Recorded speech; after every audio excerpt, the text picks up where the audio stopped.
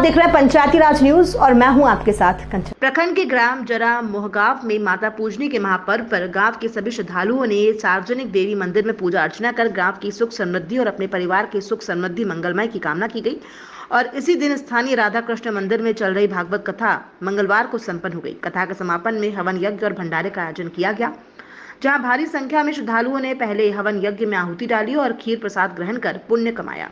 समिति के सदस्य ओमकार जैतवार और अभय पद्माकर जितेंद्र मिश्रा ने बताया कि हवन यज्ञ में बड़ी संख्या में श्रद्धालुओं ने आहुति देकर विश्व शांति की कामना की। इस दौरान भक्ति गीतों में भक्तों ने जमकर ठुमके भी लगाए। 6 दिवसीय कथा में अंतिम दिन सुबह से ही कथा स्थल पर श्रद्धालुओं का तांता लगा रहा। जरा मोहगांव में चल रही भागवत कथा के अंतिम दिन भक्तों ने मंदिर पहुंचकर धर्म लाभ उठाया और राधा कृष्ण मंदिर में 2 फरवरी 2022 से संगीतमय श्रीमद् भागवत कथा का आयोजन किया गया था। भागवत कथा का आयोजन गांव के सभी श्रद्धालुओं भक्तों के द्वारा करवाया गया था। कथा व्यास पंडित राम बिहारी शुक्ल जबलपुर ने 6 दिन तक चली कथा में भक्तों को श्रीमद् भागवत कथा की महिमा बताई। उन्होंने लोगों से भक्ति मार्ग से जुड़ने और सत्य कर्म करने को कहा। कथावाचक पंडित राम बिहारी शुक्ल जबलपुर ने कहा कि हवन यज्ञ से वातावरण और वायुमंडल शुद्ध होने के साथ साथ व्यक्ति को आत्मिक बल मिलता है। व्यक्ति में धार्मिक आस्था जागृत होती है, दुर्गुणों की बजाय सद्गुणों के द्वार खुलते हैं। यज्ञ से देवता प्रसन्न होकर मनवांछित फल प्रदान करते हैं। उन्होंने बताया कि भागवत कथा के श्रवण से व्यक्ति भवसागर से पार हो जाता है। श्रीमद् भागवत कथा से जीव में भक्ति ज्ञान और वैराग्य के भाव उत्पन्न होते हैं। इसके श्रवण मात्र से व्यक्ति के पाप पुण्य में बदल जाते हैं। विचारों में बदलाव होने पर व्यक्ति के आचरण में भी स्वयं बदलाव हो जाता है। कथावाचक पंडित जी राम बिहारी शुक्ल ने महाप्रसादी का भी वर्णन किया। उन्होंने कहा कि प्रसाद 3 अक्षर से मिलकर बना है। पहला प्र का अर्थ प्रभु, दूसरा सा का अर्थ है साक्षात और तीसरा द का अर्थ है दर्शन, जिसे हम सब प्रसाद कहते हैं।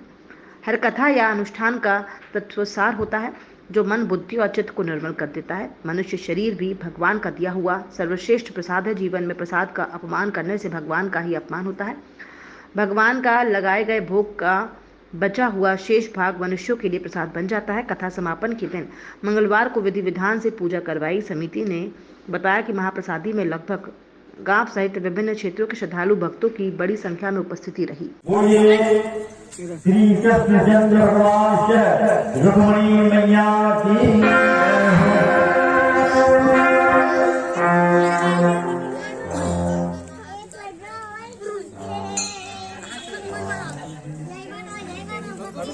भगवान श्री कृष्ण की संतति का वर्णन और अनिरुद्ध के विवाह में रुक्मिणी मारा जाता है। दूसरा अनिरुद्ध का मिलन एवं भगवान श्री कृष्ण का बाणासुर का भी युद्ध होता है। और इस तरह से राजा नरक की कथा आती है। बलराम जी का पहुंच के ब्रजगमन जाते हैं और एक पौंडरिक भी हो गए हैं, उनका काशीराज का उद्धार है। कथा को आगे बढ़ाते हुए इस तरह से धीरे धीरे बहुत से प्रकार के उद्धार होते हैं। और कौरवों पर बलराम जी का कोप है, श्याम का भी वहां विवाह होता है। इस तरह से देवर्षि जो नारद जी हैं और वो भगवान की दिनचर्या देखना चाहते हैं।